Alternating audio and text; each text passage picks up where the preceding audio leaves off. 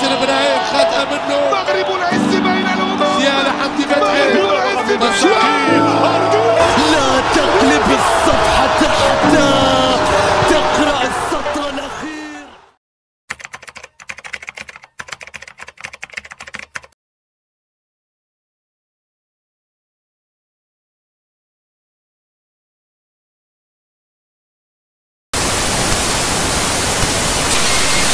الاستعطاف من المسؤولين من صاحب الجلاله يتدخل في هذا الشيء، لان الشباب راه صغير، الشباب باقي صغير، الوليدات من 15 سنه حتى 22 سنه محكومين ب 10 سنين 12 14 20 30 بزاف. دروك الحكم داز الاول، دروك تنطلبوا الاستعطاف في الاستئناف ينقصوا لهم شويه. سلام الدراري، اول حاجه كنعتذر على الغياب الطويل بزاف اللي كتر من عام والزيادة. كنوعدكم ابتداء من هذا الفيديو غادي نستمر وغندوي بزاف ديال المواضيع اللي جاي، شي حاجه غتكون هربانه بزاف. ما نطولش عليكم ويلا بيك. قبل ما نبداو الفيديو وبغيتك تسمع ليا بعقلك ماشي بقلبك، حيت اليوم جيت باش ندوي بصوت ديال الجمهور المغربي او ما يسمى بالأولتراس، اللي كاملين عارفين ان الحكومه ولات كتحارب هذا الشغل، او المتنفس الوحيد اللي يمكن نقول لك ان الشاب او المراهق المغربي اللي كيلقى فيه راحته. وكيف العاده كل واحد والعقل ديالو او العقليه ديالو كيفاش بغى ياخذ هذا الدومين. كاين جوج ديال الانواع. النوع الاول هو اللي كيعيش اولترا على حقها وهمو يعاون الجروب ديالو ويشجع الفريق ديالو، حيت عزيز عليه يشوف الفريق ديالو ديما رابح.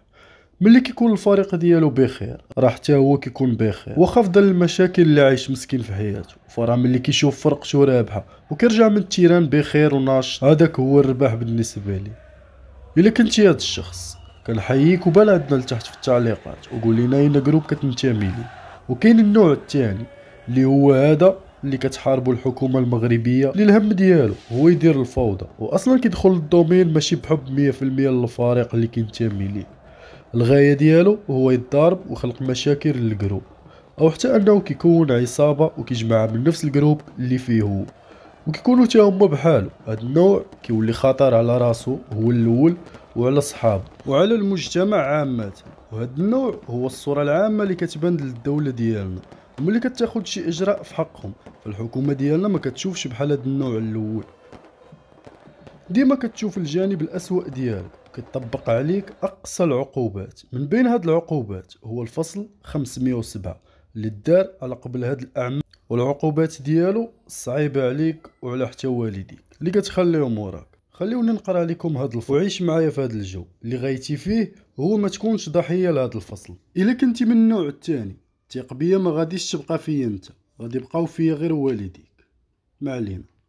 الفصل كيقول: تعاقب السارقة بالسجن من 10 سنوات إلى المؤبد كأقصى عقوبة إذا كان السارقون أو أحدهم يحمل سلاحا، سواء كان ظاهرا أو مخفيا، حتى لو ارتكب السرقة شخص واحد ودون توفر أي ظروف مشددة أخرى. تنطبق العقوبة أيضا نفسها إذا استخدم السلاح في وسيلة نقل بالمحرك مثل الدراجة النارية أو السيارة لاستعمالها في الجريمة أو الهروب بها. وغير باش نوضحوا واحد النقطة، هذا الفصل عمره كان جديد وكان متواجد في القانون الجنائي المغربي منذ عشرات السنوات، غير كان ما كيطبقش وحاليا ولاو كيطبقوه.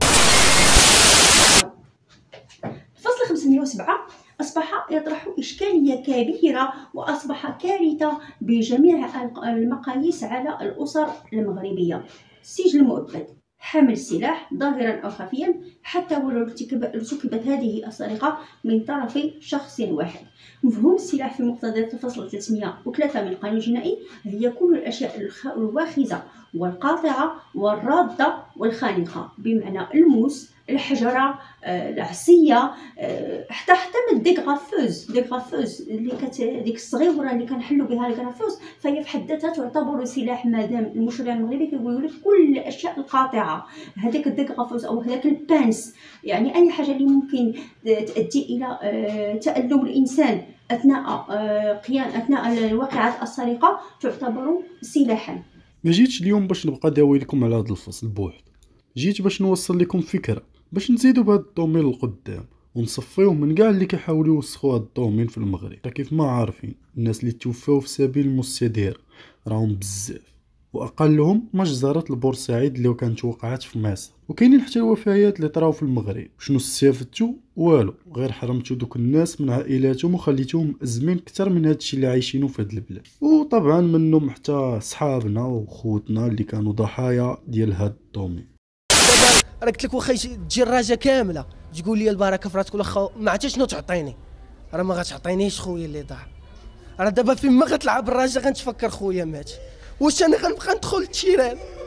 واش انا غنبقى نقدر ندخل للتيران نشوف التيران غيبان لي خويا مات هدايا؟ واش كنقدر نهز راسي في التلفازه ونقول الراجه لاعبه؟ واش هاد الراجه اللي ضربت عليها 30 دوره ما عام ما يجيو؟ القضيه ما حبساتش غير هنايا، راه كيف ما غادي نحزنوا على اللي مات وعائلته، تلقائيا فاش تشوف ام او اب القاتل خارج وكيدويو على ولادهم غادي يبقاو فيك حتى هما، وهنا حتى شي واحد ما رابح. مجهود ليا هنايا وراه معذبه وانا في قلب دق معوق وما كاين اللي كيجي عندو، والغالب الله دابا راه مسكين مجدود. ودابا باش اليوم عندي 15 يوم باش نحط ليه الفلوس، ما موظفين ما عليهم حتى شي حاجه، ولكن دابا باش نحط ليه الفلوس هو عريان ما عنده حتى قرصون يلبسو، عريان وفيه الحكه. وحالتي جايه من بن سليمان، الله يجازيك بخير، من بن سليمان، والدري دابا عريان ما عندوش ما يلبس، قرصون هذاك التالي ما عندوش باش يلبسو. 4 شهور هو عريان، 4 شهور ما عنده لا حوايج حتى حاجه. ودابا يا الله يجازيك بخير انا بغيت نعطيه الفلوس ونعطيه حويجاته ما يلبس. الله يجازيك بخير وليدي، انا كنطلب منكم وبربي الدري مجدود مسكين كيقرا ومجدود على الظلم. انا بربي وراسكم من هذا ويشوف فقيره ومريضه وباه معوق. لذلك نحاولوا نتفاداو هاد المشاكل. عيشها اوميرتا، دخل تفرج، شجع فرقتك، تسالي الماتش، دخل لداركم بلا صداع بلا حتى شي مشاكل. ورسالتي للمسؤولين الكبار ديال لي زولتراس انهم يوليو منعوا الدراري الصغار او القاصرين من الانخراط في المجموعات، لان اغلبهم سبب المشاكل اللي واقعه حاليا. كنتمنى يكون عجبكم هذا الفيديو، تلاقاو في فيديو جديد. تهلا. ودابا هذا خصنا نركبوا الله يضرب شي واحد دابا هذا شنو